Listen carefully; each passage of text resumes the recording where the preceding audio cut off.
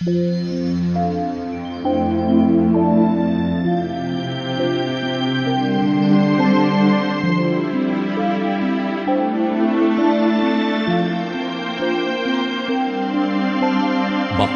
ang bumabasa at ang nangakikinig ng mga salita ng hula at tumutupad ng mga bagay na nangasusulat doon, sapagkat ang panahoy malapit na.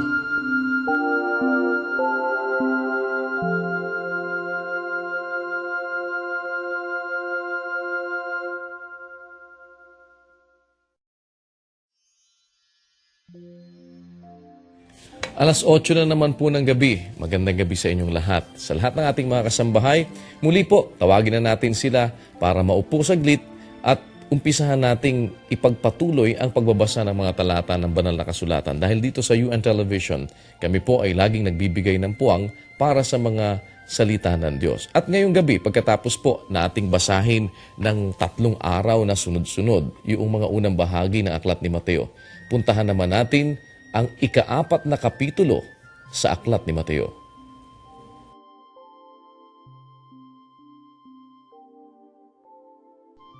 Nang magkagayoy, inihatid ng Espiritu Santo si Jesus sa ilang upang siya'y tuksuhin ng diablo.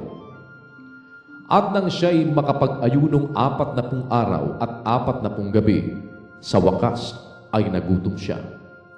At ang manunukso ay dumating at nagsabi sa kanya, "Kung ikaw ang anak ng Diyos, ay pag-utos mo na ang mga batong ito ay maging mga tinapay." Datapwat siya'y sumagot at sinabi, "Nasusulat, hindi sa tinapay lamang mabubuhay ang tao, kundi sa bawat salitang lumalabas sa bibig ng Diyos." Nang magkagayoy, dinala siya ng diablo sa bayang banal at inilagay siya sa taluktok ng templo. At sa kanya'y sinabi, "Kung ikaw ang anak ng Diyos, ay magpatihulog ka, sapagkat nasusulat, siya'y magbibilin sa kanyang mga anghel tungkol sa iyo, at aalalayan ka ng kanilang mga kamay. Baka matisod ka ng iyong paa sa isang bato." Sinabi sa kanya ni Jesus, "Nasusulat din naman, huwag mong tutuksuhin ang Panginoon mong Diyos." Muling dinala siya ng diablo sa isang bundok na lubhang mataas at ipinamala sa kanya ang lahat ng mga kaharian sa sanglibutan at ang kaluwalhatian nila. At sinabi niya sa kanya, "Lahat ng mga bagay na ito ay ibibigay ko sa iyo kung ikaw ay magpapatira pa at sasambahin mo ako." Na magkagayoy, sinabi sa kanya ni Jesus, "Humayo ka, Satanas, sapagkat nasusulat, sa Panginoon mong Diyos sasamba ka, at siya lamang ang iyong paglilingkuran." Nang magkagayoy, iniwan siya ng diablo, at narito, nagsidating ang mga anghel at siya'y pinaglingkuran. Nang marinig nga niya na si Juan ay dinakip, ay umuwi siya sa Galilea. At pagkaiwan sa Nazareth, ay naparoon siya at tumahan sa Capernaum na nasa tabi ng dagat sa mga hangganan ng Zabulon at Neftali, upang maganap ang sinalita sa pamamagitan ng propeta Isaias na nagsasabi, "Ang lupa ni Zabulon at ang lupa ni Neftali sa gawing dagat, sa dako paroon ng Jordan, Galilea ng mga Hentil. Ang bayang nalulugmok sa kadiliman ay nakakita ng dakilang ilaw, at sa nangalulugmok sa puok at lilim ng kamatayan ay lumiwanag sa kanila ang ilaw." Mula noon ay nagpasimulang mangaral si Jesus at magsabi, "Mangagsisi kayo, sapagkat malapit na ang kaharian ng langit." At sa paglalakad niya sa tabi ng dagat ng Galilea, ay nakita niya ang 2 magkapatid, si Simon na tinatawag na Pedro at si Andres na kanyang kapatid, na inihuhulog ang isang lambat sa dagat sapagkat sila'y mga mamamalakaya. At sinabi niya sa kanila, "Magsisunod kayo sa hulihan ko at gagawin ko kayong mga mamamalakaya ng mga tao." At pagdakay, iniwan nila ang mga lambat at nagsisunod sa kanya.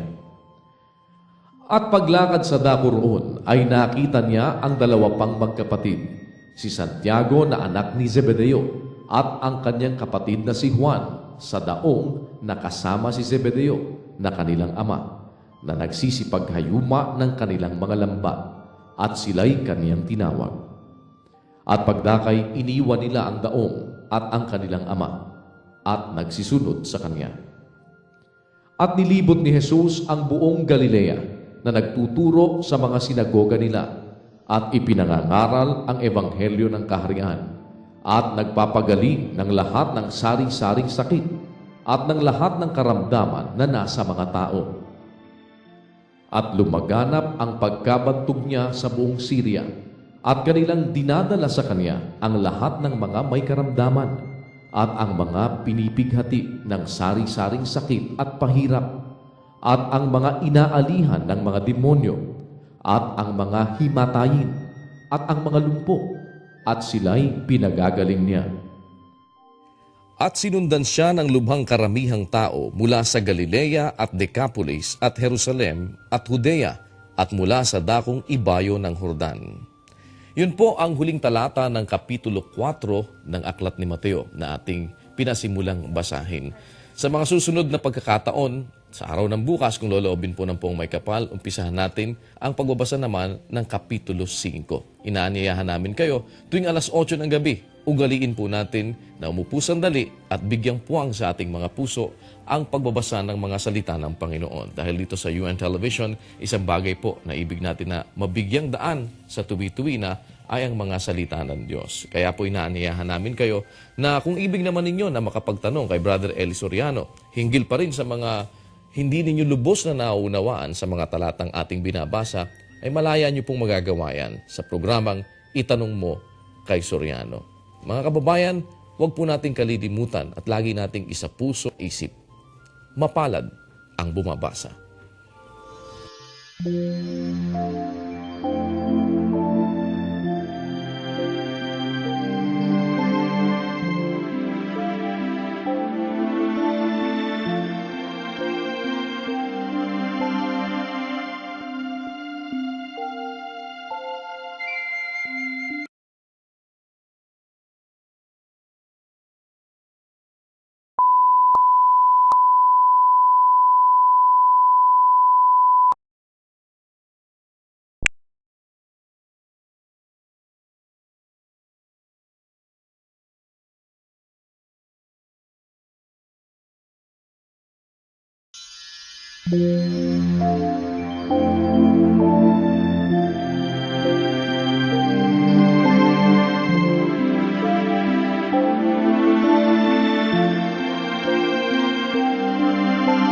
Mapalad ang bumabasa at ang nangakikinig ng mga salita ng hula at tumutupad ng mga bagay na nangasusulat doon, sapagkat ang panahoy malapit na.